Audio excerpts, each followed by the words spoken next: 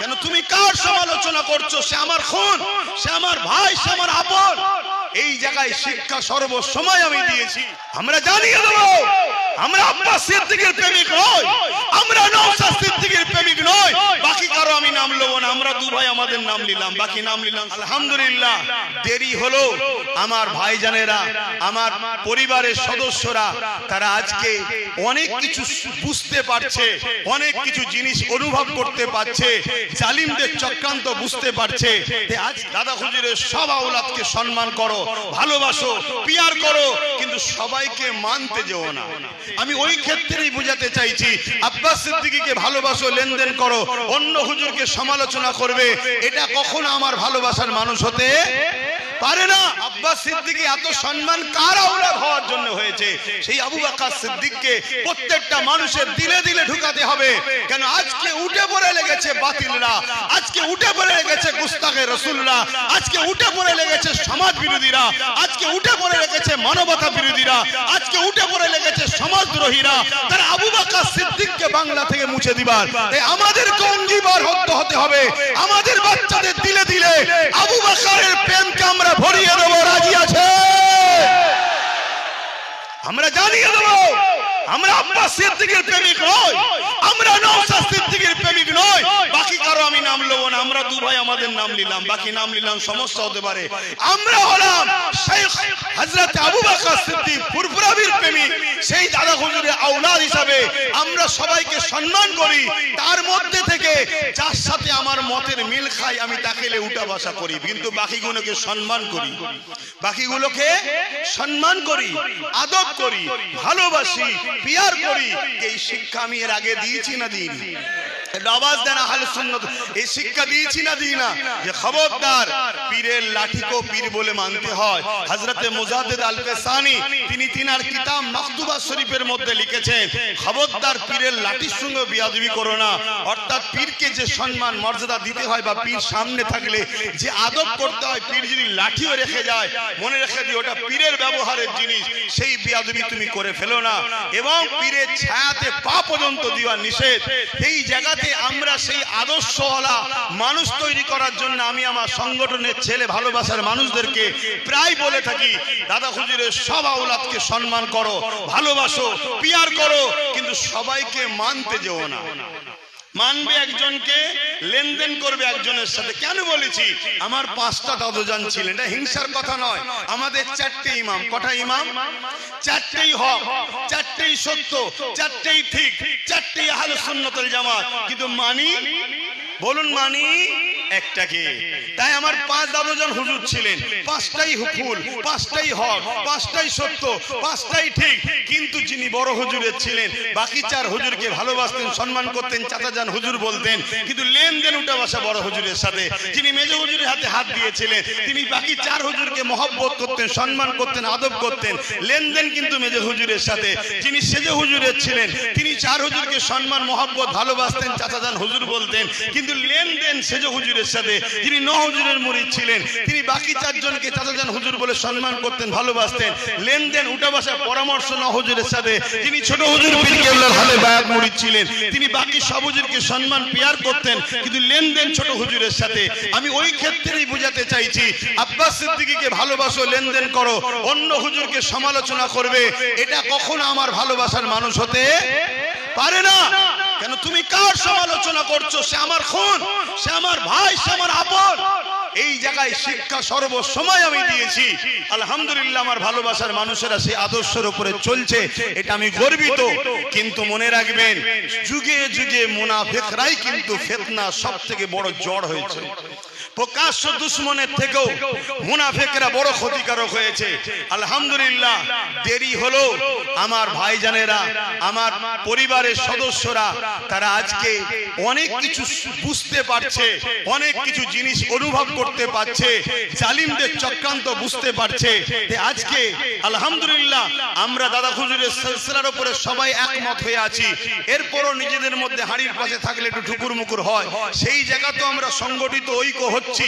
এই জায়গায় কিছু মুনাফিক ঢুকে গিয়ে দেখা যাচ্ছে আমার নাম করছে, গুণগান গাইছে, অন্য ভাইকে ক্রিটিসাইজ করছে, অন্য ভাইয়ের নাম করছে, আমার ক্রিটিসাইজ করছে।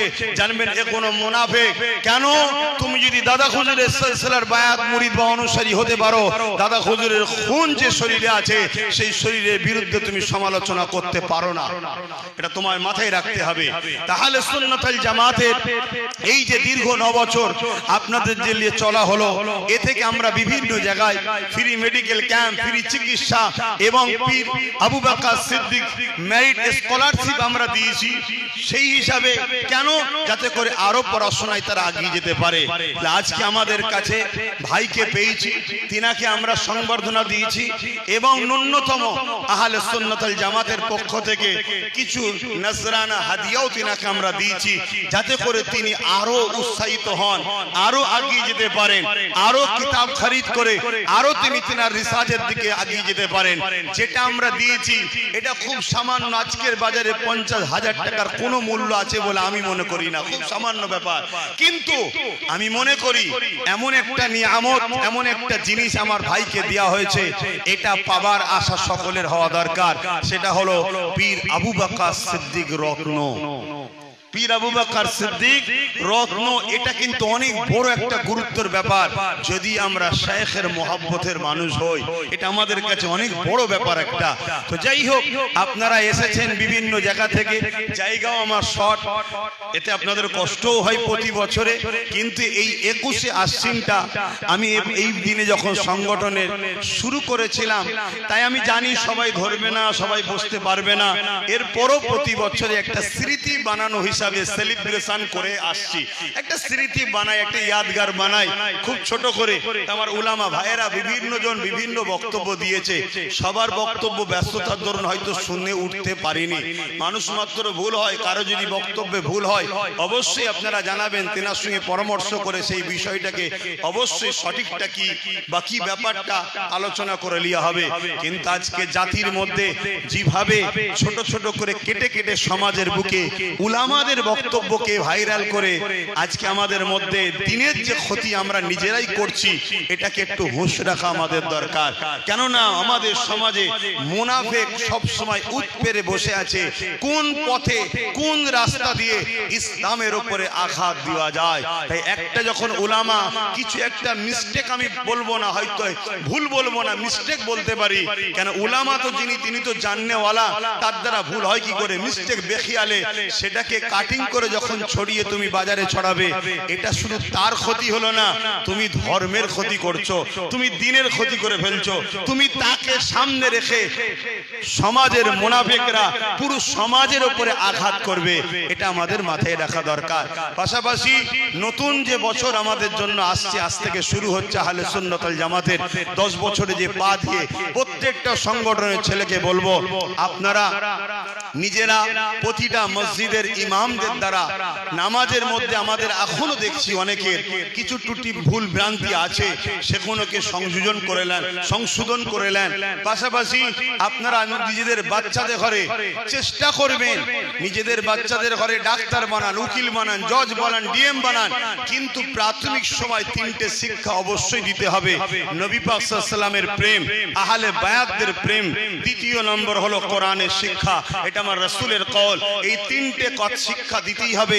তাই আপনারা এই 3টে শিক্ষা দিবার সময় একটু দেখে নেবেন কার কাছে শিক্ষা দিতে চাইছেন। কেন আজ বড় পরিকল্পনা করে, সেদিনে যেমন কারবালার ময়দানে ইমামে হোসাইন হুজুরের তাবু ছিল, এজিদ বাহিনীরও তাবু ছিল, ইমামে হোসাইন পাকের তাবুতো আজান হয়েছে, এজিদ বাহিনীর তাবুতো আজান হয়েছে।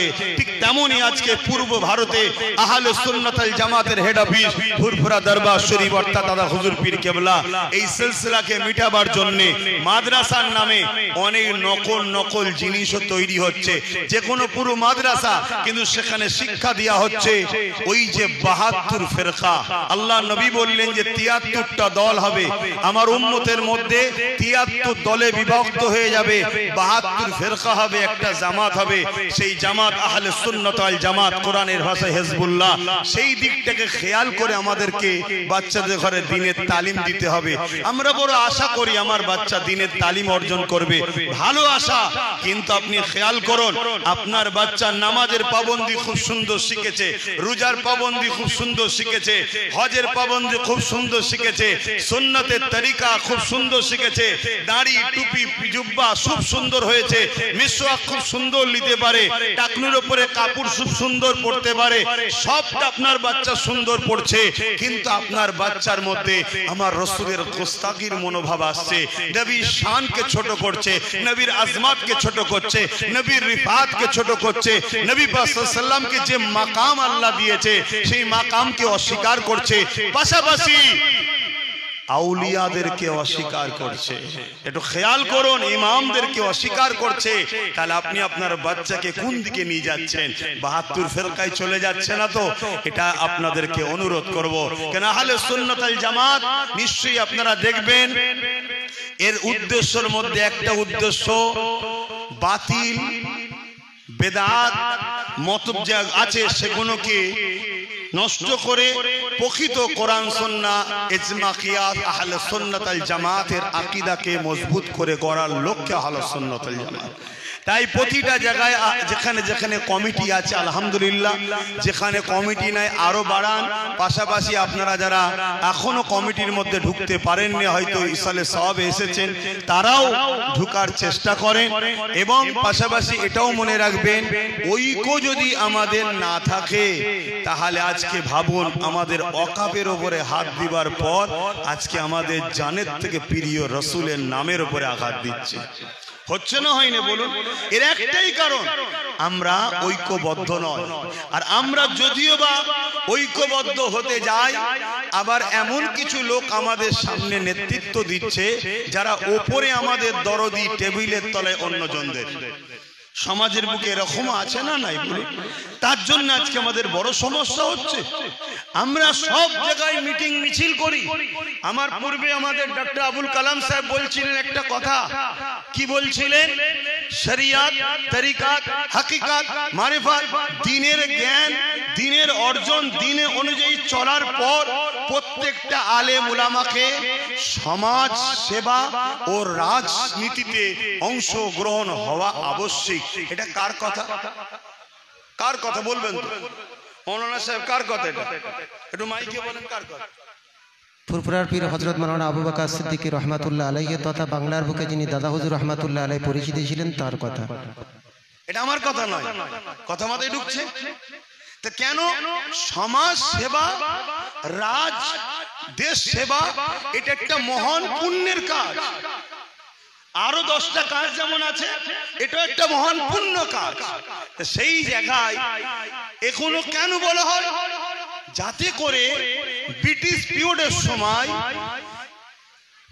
পিরিয়ডের সময় তৎকালীন যে অ্যাসেম্বলি, তৎকালীন যে রাজনীতির কৌশল ছিল, সেই সময়ে তখন দেখা যাচ্ছে ইংরেজরা এমন কিছু আইন তৈরি করছে যে আইনটা ইসলামের বিরুদ্ধে।